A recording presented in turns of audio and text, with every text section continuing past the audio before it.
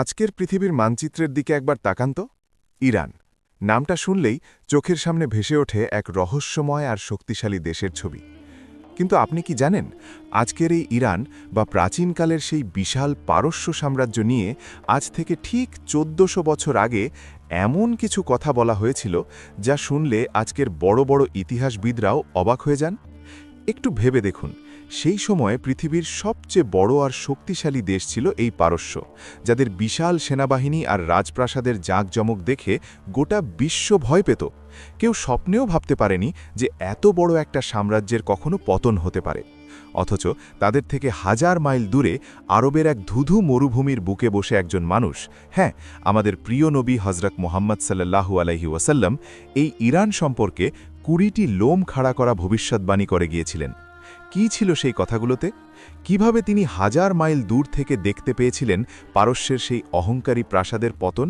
কিভাবে তিনি বলে গিয়েছিলেন এই ইরানের মানুষরাই একদিন ঈমানের আলো পৃথিবীর বুকে ছড়িয়ে দেবে? আবার এই ইরানের ইস্পাহান শহর থেকেই একদিন বের হবে শেষ জামানার সবচেয়ে ভয়ঙ্কর দল, দাজ্জালের অনুসারীরা। ১৪০০ বছর আগে বলা নবীজির সেই কথাগুলো কি আজ আমাদের চোখের সামনেই অক্ষরে অক্ষরে মিলে যাচ্ছে? ইরান নিয়ে করা সেই ২০টি ভবিষ্যদ্বাণীর পেছনে লুকিয়ে আছে কোনো রহস্য? আজ আমরা সেই অজানা ইতিহাসই আপনাদের জানাব। এমন কিছু সত্য আজ আপনি শুনতে পাবেন যা জানার পর আপনি এক মুহূর্তের জন্যও চোখ সরাতে পারবেন না। তো চলুন হারিয়ে যাই ১৪০০ বছর আগের সেই রোমাঞ্চকর ইতিহাসে। চোখ বন্ধ করে একটু কল্পনা করুন তো, সময়টা আজ থেকে ১৪০০ বছর আগের। মদিনার পবিত্র মাটি, একটি সাধারণ মাটির ঘর যার ছাদ তৈরি খেজুর পাতা দিয়ে। সেখানে বসে আছেন আমাদের প্রিয় নবী হজরত মুহাম্মদ সাল্লাল্লাহু আলাইহি ওয়াসাল্লাম। তার চারপাশে গোল হয়ে বসে আছেন তার প্রাণপ্রিয় সাহাবীরা। তারা সবাই নীরবে নবীজির মুখের দিকে তাকিয়ে আছেন। নবীজি সাল্লাল্লাহু আলাইহি ওয়াসাল্লামের চোখ শুধু মদিনার সেই ছোট্ট গণ্ডির ভেতর সীমাবদ্ধ ছিল না। আল্লাহর দেওয়া নূরের আলোয় তিনি দেখতে পাচ্ছিলেন শত শত বছর পরের পৃথিবী। তিনি দেখতে পাচ্ছিলেন বিশাল বিশাল সাম্রাজ্যের উত্থান আর পতনের দৃশ্য। আর সেই ভবিষ্যদ্বাণীগুলোর মধ্যে অন্যতম বিস্ময়কর ছিল পারস্য, অর্থাৎ আজকের ইরানকে নিয়ে করা কথাগুলো। আসুন সেই শিহরণ জাগানো ভবিষ্যদ্বাণীগুলোর প্রথম ৫টি আজ আমরা গভীরভাবে অনুভব করি। পারস্য বা আজকের ইরানের মানুষদের মেধা আর জ্ঞানের প্রতি আল্লাহর রসুল সাল্লাল্লাহু আলাইহি ওয়াসাল্লাম কতটা উচ্চ ধারণা রাখতেন তা জানলে আপনি অবাক হয়ে যাবেন। একদিন নবীজির ওপর পবিত্র কোরআনের সূরা জুমুয়া নাজিল হল। সেখানে একটি আয়াত ছিল, আর এই বাণী তাদের জন্যেও যারা এখনও এদের সাথে মিলিত হয়নি। সাহাবীরা অবাক হলেন। তারা জিজ্ঞেস করলেন, ইয়া রাসূলাল্লাহ, এরা কারা যারা এখনও আমাদের সাথে মিলিত হয়নি? নবীজি কিছুক্ষণ নীরব থাকলেন। সেই মজলিসে বসেছিলেন হজরত সালমান ফার্সি রাদিয়াল্লাহু আনহু। তিনি ছিলেন পারস্য বা বর্তমান ইরানের একজন মানুষ, যিনি সত্যের খোঁজে নিজের রাজকীয় জীবন ছেড়ে মদিনায় এসে ইসলাম গ্রহণ করেছিলেন। নবীজি ধীর পায়ে এগিয়ে গেলেন। তার মুবারক হাতটি সালমান ফার্সি রাদিয়াল্লাহু আনহুর কাঁধের ওপর রাখলেন। তার চোখে তখন ভবিষ্যতের এক উজ্জ্বল দৃশ্য। তিনি এক অদ্ভুত মায়াবী কণ্ঠে বলে উঠলেন, ঈমান যদি সুরাইয়া নক্ষত্রের কাছেও চলে যায়, তবু পারস্যের কিছু মানুষ সেখান থেকেও তা আয়ত্ত করে নেবে। সহিহ বুখারী ও মুসলিম। একটু গভীরভাবে চিন্তা করুন তো, সুরাইয়া বা কৃত্তিকা নক্ষত্রমণ্ডলী পৃথিবী থেকে কত দূরে? আকাশের বিশাল শূন্যতায় হারিয়ে থাকা একটি নক্ষত্র। নবীজি বোঝাতে চাইলেন, জ্ঞান বা ঈমান যদি পৃথিবীর সীমানা ছাড়িয়ে আকাশের ওই দূরের নক্ষত্রেও গিয়ে পৌঁছায়, তবুও ইরানের বা পারস্যের মানুষেরা তাদের অদম্য মেধা আর জ্ঞান পিপাসা দিয়ে তা ঠিকই পৃথিবীতে ফিরিয়ে আনবে। ইতিহাস কি নবীজির এই কথা প্রমাণ করেছে? শুনলে আপনার গায়ের লোম খাড়া হয়ে যাবে। আমরা আজ যে সহিহ বুখারী পড়ি, তার রচয়িতা ছিলেন ইমাম বুখারী। তিনি ছিলেন একজন পার্সিয়ান। ইমাম মুসলিম, ইমাম আবু দাউদ, ইমাম তিরমিজি, ইবনে মাঝা, যাদের সংকলিত হাদিস ছাড়া আজ ইসলামী জ্ঞান অসম্পূর্ণ, তারা সবাই ছিলেন পারস্য অঞ্চলের মানুষ। শুধু কি তাই, চিকিৎসা বিজ্ঞানের জনক ইবনে সিনা, দর্শনের বিশাল নক্ষত্র ইমাম আল গাজ্জালি, ওমর খৈয়াম, আল খাওয়ারিজমি, ইসলামের সোনালী যুগের এই বিশাল বিশাল পণ্ডিতদের প্রায় সবাই ছিলেন পারস্য বা আজকের ইরান অঞ্চলের মানুষ। ১৪০০ বছর আগে আরবের মরুভূমিতে বসে একজন উম্মি অর্থাৎ নিরক্ষর নবী যা বলেছিলেন, হাজার বছরের ইতিহাস তাকে অক্ষরে অক্ষরে সত্যি প্রমাণ করেছে। এবার চলুন আপনাদের নিয়ে যাই 628 খ্রিস্টাব্দের এক উত্তাল সময়। হুদাইবিয়ার সন্ধি মাত্র শেষ হয়েছে। নবীজি তখন পৃথিবীর বড় বড় পরাশক্তি আর রাজাদের কাছে ইসলামের দাওয়াত দিয়ে চিঠি পাঠাচ্ছেন। তিনি পারস্যের পরাক্রমশালী সম্রাট খসরু পারভেজের কাছেও একটি চিঠি পাঠালেন। খসরু পারভেজ ছিল তৎকালীন বিশ্বের সবচেয়ে বড় সুপার পাওয়ার। অহংকারে তার পা মাটিতে পড়ত না। তার বিশাল সেনাবাহিনী আর রাজ সম্পদের কোনো হিসেব ছিল না। যখন তার দরবারে রাসূলের চিঠিটি পৌঁছল এবং পড়া শুরু হলো, বিসমিল্লাহির রহমানির রহিম, আল্লাহর রাসূল মুহাম্মদের পক্ষ থেকে পারস্যের সম্রাট খসরুর প্রতি। চিঠির শুরুতেই খসরুর নামের আগে নবীজি সাল্লাল্লাহু আলাইহি ওয়াসাল্লাম নিজের নাম দেওয়ায় খসরুর অহংকারে প্রচণ্ড আঘাত লাগল। সে রাগে অন্ধ হয়ে গেল। সে কাঁপতে কাঁপতে আল্লাহর নবীর পবিত্র চিঠিটি হাতে নিল এবং সবার সামনে টুকরো টুকরো করে ছিঁড়ে ফেলল। শুধু তাই নয়, সে চরম ধৃষ্টতা দেখিয়ে নির্দেশ দিল আরবের ওই নবীকে যেন বন্দি করে তার দরবারে নিয়ে আসা হয়। মদিনায় যখন এই দুঃসংবাদ পৌঁছাল, তখন সাহাবীরা চিন্তিত হয়ে পড়লেন। কিন্তু নবীজি সাল্লাল্লাহু আলাইহি ওয়াসাল্লাম একটুও ভয় পেলেন না, রাগও করলেন না। তিনি খুব শান্ত কিন্তু পাহাড়ের মতো অটল কণ্ঠে এমন একটি কথা বললেন যা পারস্যের ভাগ্য চিরতরে সিলগালা করে দিল। তিনি বললেন, খসরু যেমন আমার চিঠি টুকরো টুকরো করে ছিঁড়েছে, আল্লাহ তার সাম্রাজ্যকেও ঠিক সেভাবেই টুকরো টুকরো করে দেবেন। কি ঘটেছিল জানেন এরপর? মাত্র কয়েক দিনের ব্যবধান। খসরুর নিজ ঔরসজাত পুত্র শিরুয়া ক্ষমতার লোভে পাগল হয়ে গেল। রাতের অন্ধকারে সে তার নিজের পিতার বুকে খঞ্জর বসিয়ে দিল।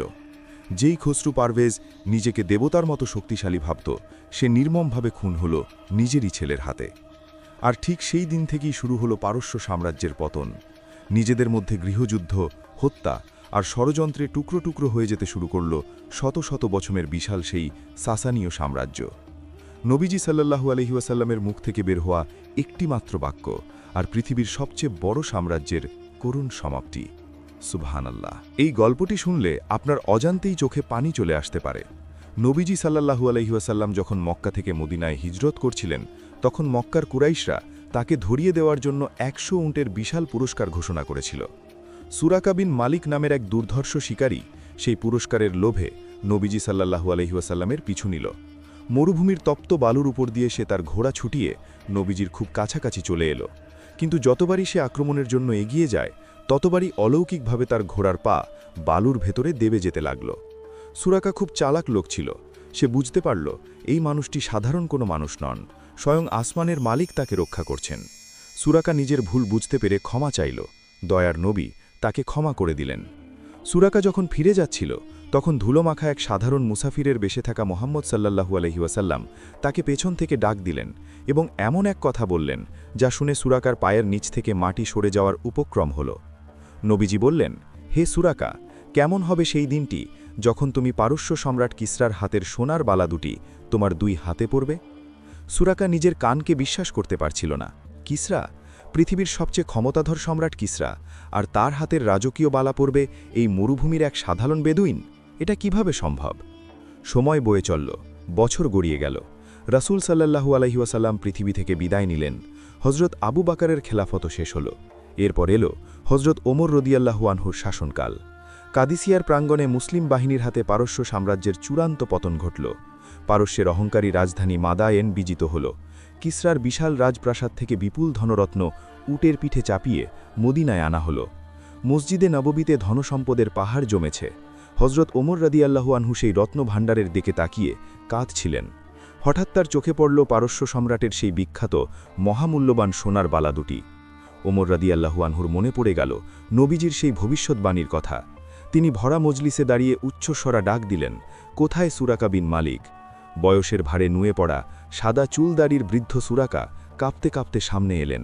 হযরত ওমর রাদিয়াল্লাহু আনহু তার হাতে কিসরার সেই রাজকীয় বালা দুটি পরিয়ে দিলেন, আর চোখের পানি মুছতে মুছতে বললেন, আল্লাহু আকবার, এই তো সেই বালা যার প্রতিশ্রুতি আল্লাহর রাসূল তোমাকে আজ থেকে বহু বছর আগে হিজরতের সেই দুর্গম পথে দিয়েছিলেন। বৃদ্ধ সুরাকা অঝরে কাঁদছিলেন।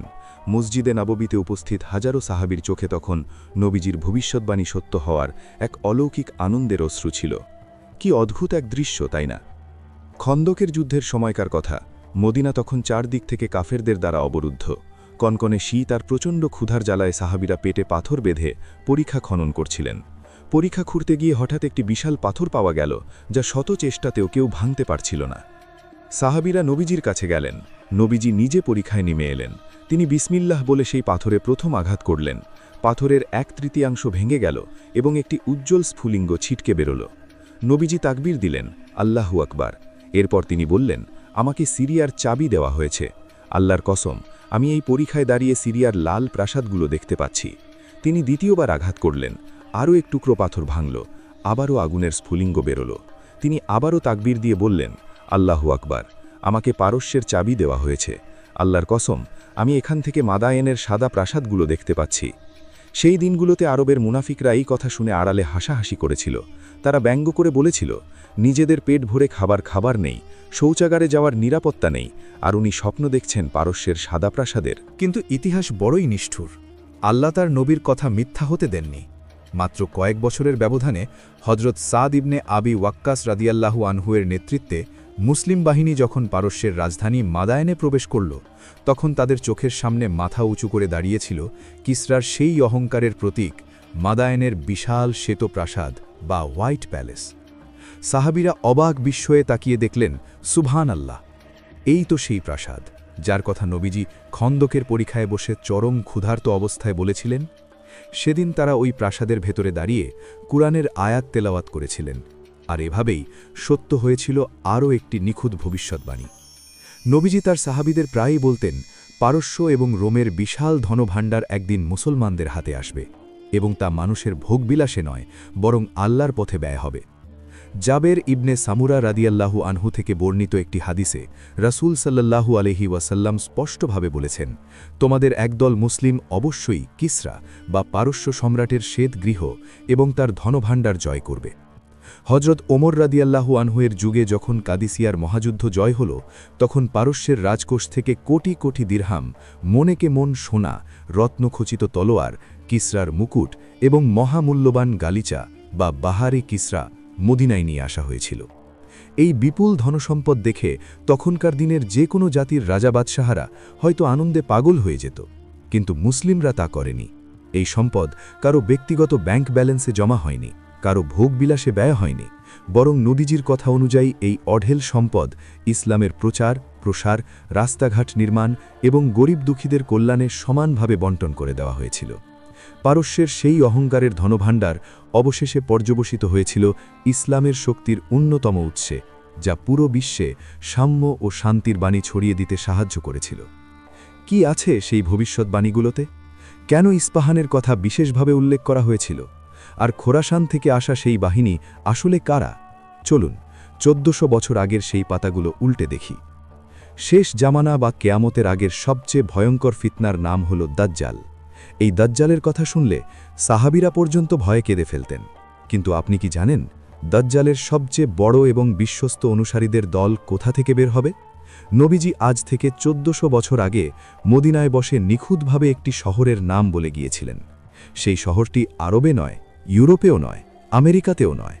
সেই শহরটি হল পারস্য বা আজকের ইরানের ইস্পাহান। সহিহ মুসলিমের একটি হাদিসে হজরত আনাস ইবনে মালিক রাদিয়াল্লাহু আনহু থেকে বর্ণিত, রাসূল সাল্লাল্লাহু আলাইহি ওয়াসাল্লাম বলেছেন, ইস্পাহানের 70,000 ইহুদি দাজ্জালের অনুসরণ করবে, আর তাদের গায়ে থাকবে তায়ালিসা, এক বিশেষ ধরনের সবুজ বা গাঢ় রঙের পার্সিয়ান শাল বা চাদর। একটু গভীরভাবে চিন্তা করে দেখুন তো, 1400 বছর আগে যখন এই হাদিসটি বলা হয়েছিল, তখন আরবের মানুষেরা ইস্পাহান শহরের নাম খুব একটা জানতই না। অথচ নবীজি শুধু শহরের নামই বলেননি, তিনি সেখানে কারা থাকবে এবং তাদের পরনের পোশাক কেমন হবে সেটাও বলে দিয়েছেন। আজকের আধুনিক যুগের দিকে তাকান, আপনি জানলে অবাক হবেন, বর্তমান মধ্যপ্রাচ্যে ইসরায়েলের পর সবচেয়ে বেশি ইহুদি বসবাস করে এই ইরানেই। আর ইরানের মধ্যে ইস্পাহান হল সেই জায়গা যাকে ইহুদিরা তাদের অন্যতম পবিত্র স্থান মনে করে। হাজার হাজার বছর ধরে সেখানে তাদের বিশাল বসতি রয়েছে।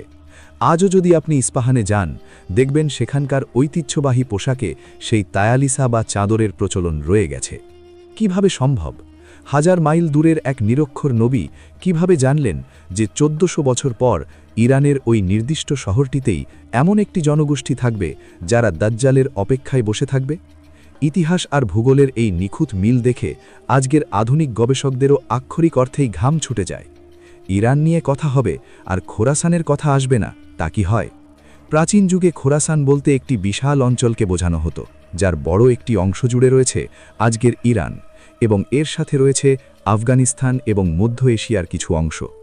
নবীজির অনেকগুলো ভবিষ্যৎবাণীতে এই খোরাসান অঞ্চলের কথা অত্যন্ত গুরুত্বের সাথে উঠে এসেছে। তিনি বলে গেছেন, শেষ জামানায় যখন পৃথিবী অন্যায় আর অত্যাচারে ভরে যাবে, তখন এই খোরাসানের দিক থেকে একদল সত্যপন্থী মানুষের উত্থান ঘটবে। তাদের হাতে থাকবে কালো পতাকা। হাদিসের গ্রন্থগুলোতে উল্লেখ আছে, নবীজি সাল্লাল্লাহু আলাইহি ওয়াসাল্লাম বলেছেন, যখন তোমরা দেখবে খোরাসানের দিক থেকে কালো পতাকাবাহী একটি দল এগিয়ে আসছে, তখন তোমরা তাদের সাথে যোগ দিও, কারণ তাদের মধ্যেই থাকবেন আল্লাহ খলিফা মাহদী। যদিও ইতিহাস জুড়ে এই কালো পতাকার নাম করে অনেক ভণ্ড বা মিথ্যাবাদী নিজেদের ফায়দা লোটার চেষ্টা করেছে, যেমন আব্বাসীয়রা একসময় কালো পতাকা ব্যবহার করেছিল, কিন্তু সত্যিকারের সেই কালো পতাকাবাহী দলটির আগমন এখনও বাকি। নবীজি বুঝিয়ে দিয়েছেন, আরবের বাইরে এই পারস্য বা ইরান আফগানিস্তান ঘেরা খোরাসানের পাহাড়ি অঞ্চলগুলোতেই লুকিয়ে আছে ইসলামের সেই হারানো শক্তি।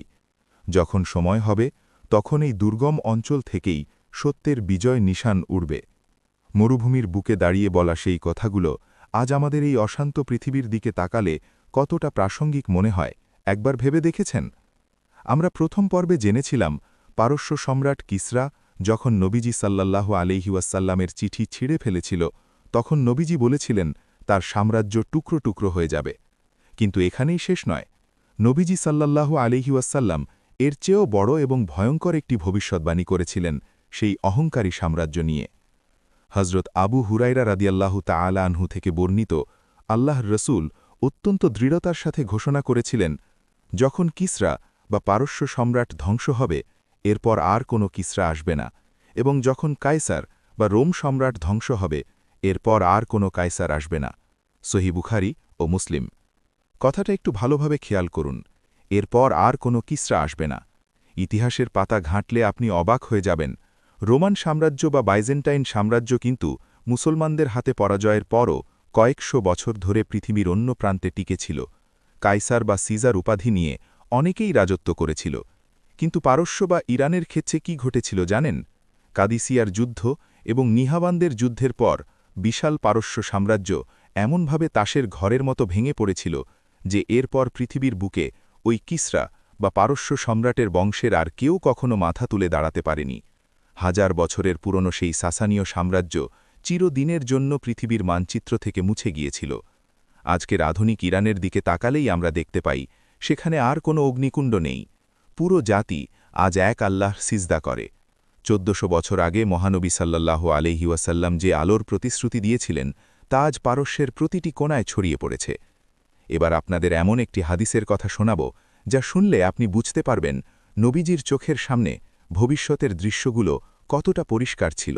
তিনি শুধু পারস্য বা রোমের বিজয়ের কথাই বলেননি, বরং তিনি একেবারে নিখুঁত একটি ধারাবাহিকতা বা সিরিয়াল বলে দিয়েছিলেন। সহিহ মুসলিমের একটি বর্ণনায় পাওয়া যায়, জাবির ইবনে সামুরাহ রাদিয়াল্লাহু থেকে বর্ণিত, নবীজি সাল্লাল্লাহু আলাইহি ওয়াসাল্লাম বলেছেন, প্রথমে তোমরা জাজিরাতুল আরব বা আরব উপদ্বীপের বিরুদ্ধে যুদ্ধ করবে, আল্লাহ তোমাদের তাতে বিজয় দান করবেন।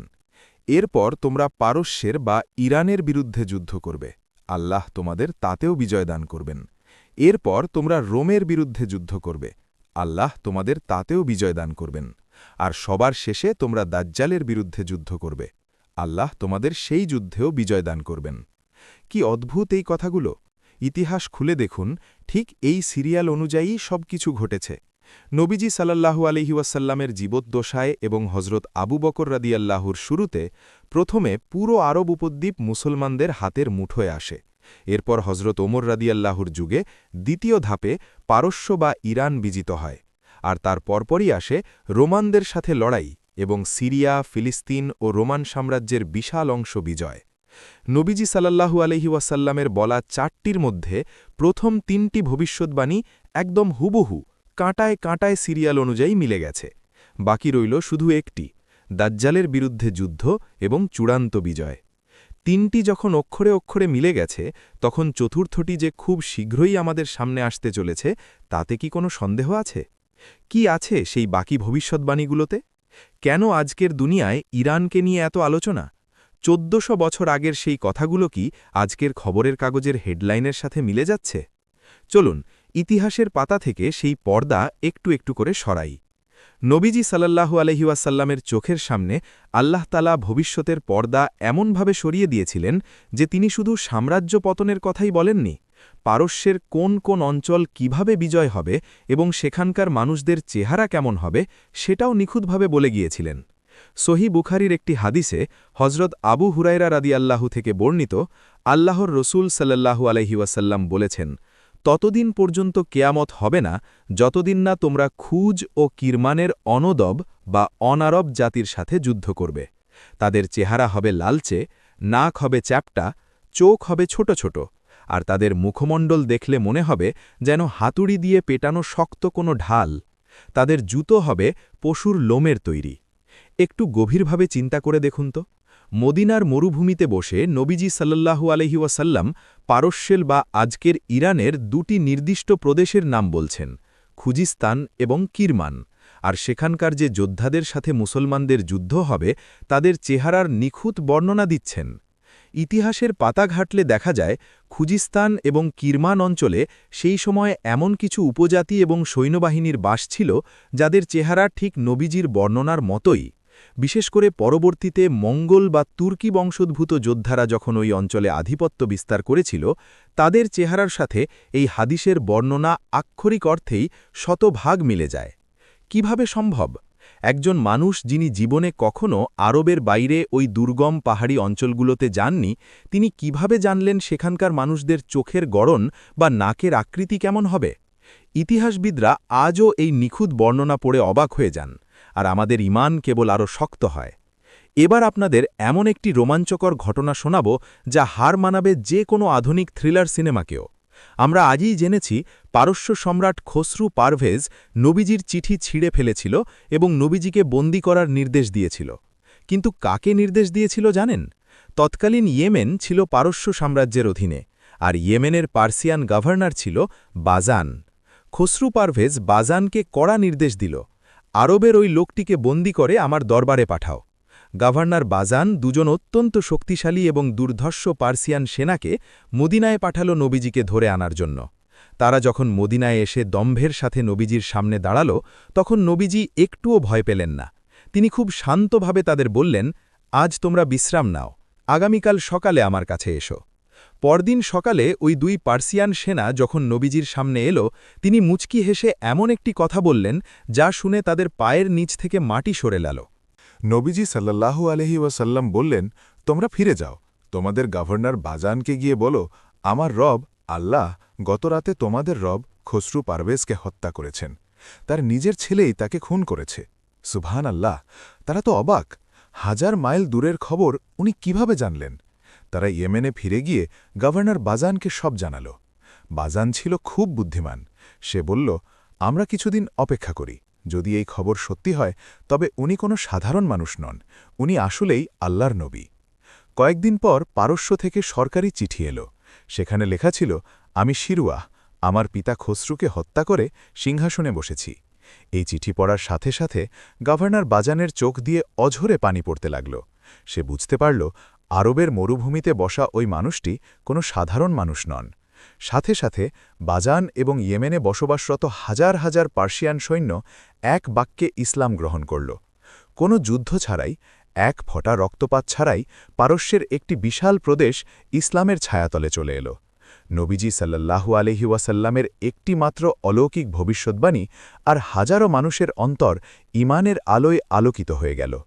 ইরান বা পারস্যের মানুষদের ইসলামে প্রবেশের ব্যাপারে নবীজি সাল্লাল্লাহু আলাইহি ওয়াসাল্লামের একটি অদ্ভুত সুন্দর স্বপ্ন রয়েছে। এই স্বপ্নটি শুনলে আপনি বুঝতে পারবেন পারস্যের বা অনারব মানুষদের নবীজি কতটা ভালোবাসতেন। একদিন নবীজি সাল্লাল্লাহু আলাইহি ওয়াসাল্লাম সকালে সাহাবীদের নিয়ে বসে আছেন। তিনি বললেন, আজ রাতে আমি একটি অদ্ভুত স্বপ্ন দেখেছি। আমি দেখলাম এক পাল কালো ভেড়ার মধ্যে হঠাৎ করে অসংখ্য সাদা ভেড়া এসে প্রবেশ করল। সাদা ভেড়ার সংখ্যা এত বেশি ছিল যে কালো ভেড়াগুলোকে আর আলাদা করে চেনাই যাচ্ছিল না। সাহাবীরা অবাক হয়ে জিজ্ঞেস করলেন, ইয়া রাসূলাল্লাহ, এই স্বপ্নের অর্থ কি? হজরত আবু বকর রাদিয়াল্লাহু আনহু স্বপ্ন বিশারদ ছিলেন। নবীজির অনুমতিক্রমে এর ব্যাখ্যায় বলা হল, কালো ভেড়া হল আরবের লোকেরা, আর সাদা ভেড়া হল আজম বা অনারব লোকেরা, বিশেষ করে পারস্যের লোকেরা। নবীজি সাল্লাল্লাহু আলাইহি ওয়াসাল্লামের এই স্বপ্নের অর্থ ছিল ইসলাম শুধু আরবের মরুভূমিতেই সীমাবদ্ধ থাকবে না। পারস্য এবং অন্যান্য অনারব দেশ থেকে দলে দলে মানুষ এসে ইসলাম গ্রহণ করবে। তারা ইসলামের সম্পদে, জ্ঞানে এবং ইবাদতে আরবদের সাথে এমনভাবে মিশে যাবে যে কে আরব আর কে অনারব তার আলাদা করা যাবে না। আজকের আধুনিক পৃথিবীর দিকে তাকান, কোটি কোটি মুসলিমের মধ্যে আরবের সংখ্যা মাত্র 20%-এরও কম। বাকি 80% বেশি মুসলিমই হল অনারব।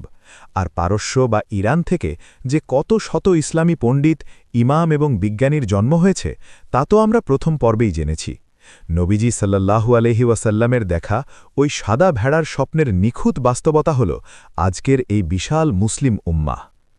আমরা জানি যে পারস্য সম্রাট কিসরার বিশাল ধনভাণ্ডার মুসলমানদের হাতে আসবে বলে নবীজি ভবিষ্যৎবাণী করেছিলেন, কিন্তু এর সাথে তিনি অত্যন্ত ভয়ঙ্কর একটি সতর্কবার্তাও দিয়ে গিয়েছিলেন। নবীজি জানতেন যে যখন পারস্য আর রোমের বিশাল ধনসম্পদ মদিনায় আসবে তখন মানুষের জীবনে কি পরিবর্তন আসতে পারে। তিনি সাহাবীদের উদ্দেশ্য করে অত্যন্ত আবেগপূর্ণ কণ্ঠে বলেছিলেন, আল্লাহর কসম, আমি তোমাদের জন্য দারিদ্র্যের ভয় করি না, বরং আমি ভয় করি যে তোমাদের সামনে দুনিয়াকে, মানে দুনিয়ার ধনসম্পদকে ঠিক সেভাবেই প্রসারিত করে দেওয়া হবে যেভাবে তোমাদের পূর্ববর্তীদের, মানে পারস্য আর রোমের সাম্রাজ্যের জন্য প্রসারিত করা হয়েছিল। এরপর তোমরাও সেই সম্পদের প্রতিযোগিতায় লিপ্ত হবে যেমনটা তারা হয়েছিল, আর এই সম্পদ তোমাদের ধ্বংস করে দেবে ঠিক যেভাবে তাদের ধ্বংস করেছিল। সহিহ বুখারী ও মুসলিম। একটু খেয়াল করুন, পারস্য বিজয়ের পর সত্যিই যখন মদিনায় সম্পদের পাহাড় জমেছিল তখন মুসলমানদের জীবনযাত্রায় বিশাল পরিবর্তন আসতে শুরু করে। নবীজি ঠিক এই দিনটির কথাই ভয় পেয়েছিলেন। পারস্যের সেই অহংকারী রাজাদের পতনের মূল কারণই ছিল তাদের অতিরিক্ত ধনসম্পদ আর বিলাসিতা। নবীজি তার উম্মতকে সতর্ক করেছিলেন, এই পারস্যের সম্পদ তোমাদের হাতে আসবে ঠিকই, কিন্তু তা যেন তোমাদের অন্তরকে পারস্যের রাজাদের মতো অহংকারী না করে দেয়। আজকের আধুনিক যুগের মুসলিম বিশ্বের দিকে তাকালে নবীজির এই ভবিষ্যৎবাণীর বাস্তবতা কতটা নিখুঁত তাকে আর আলাদা করে বুঝিয়ে বলার প্রয়োজন আছে। আমরা আজ ধন সম্পদের প্রতিযোগিতায় ঠিকই মেতে উঠেছি, আর আমাদের ভেতরের ঈমানের জোর ধীরে ধীরে দুর্বল হয়ে পড়ছে। এবার আমরা যে ভবিষ্যৎবাণীটির কথা জানব তা ইসলামের ইতিহাসের অন্যতম গুরুত্বপূর্ণ এবং ভয়ঙ্কর একটি দিক নির্দেশ করে। নবীজি মদিনায় বসে বেশ কয়েকবার পূর্ব দিকের বা মাশরিক দিকে ইশারা করে সাহাবীদের সতর্ক করেছিলেন। মদিনা থেকে পূর্ব দিক বলতে সেই সময়ে ইরাক এবং পারস্য বা ইরান অঞ্চলকেই বোঝানো হতো। হজরত ইবনে উমর রাদিয়াল্লাহু থেকে বর্ণিত, নবীজি পূর্ব দিকে ইশারা করে 3 বার বলেছিলেন, জেনে রেখো ফিতনা ওই দিক থেকে আসবে, জেনে রেখো ফিতনা ওই দিক থেকে আসবে যেখান থেকে শয়তানের শিং উদিত হয়। সহিহ বুখারী। ইসলামের ইতিহাস খুললে আপনি দেখতে পাবেন নবীজির ইন্তেকালের পর ইসলামের ভেতরে যত বড় বড় রাজনৈতিক ফিতনা, বিভ্রান্তিকর দলের উত্থান এবং রক্তপাত হয়েছে তার বেশিরভাগেরই কেন্দ্রবিন্দু ছিল এই পূর্ব দিক, অর্থাৎ ইরাক এবং পারস্য অঞ্চল। খারেজিদের মতো চরমপন্থী দলের উত্থান, মুসলিমদের নিজেদের মধ্যে বড় বড় যুদ্ধ, এমনকি আমাদের কলিজার টুকরো হজরত হুসাইন রাদিয়াল্লাহু এর কারবালার সেই হৃদয় বিদারক ঘটনা, সব কিছুই সংঘটিত হয়েছিল মদিনা থেকে ওই পূর্ব দিকেই। শুধু ইতিহাস নয়, শেষ জামানায় দাজ্জালের যে সবচেয়ে বড় ফিতনা বেরোবে তার অনুসারীদের একটি বড় অংশ যে এই পূর্ব দিকের ইস্পাহান বা ইরান এবং খোরাসান অঞ্চল থেকেই বেরোবে তা তো আমরা আগেই জেনেছি। 1400 বছর আগে নবীজি কেবল পূর্ব দিকে ইশারা করে যে ভয়ঙ্কর বিপদের সংকেত দিয়েছিলেন তা শতাব্দীর পর শতাব্দী ধরে মুসলিম উম্মার জন্য এক জ্বলন্ত বাস্তবতা হয়ে আছে।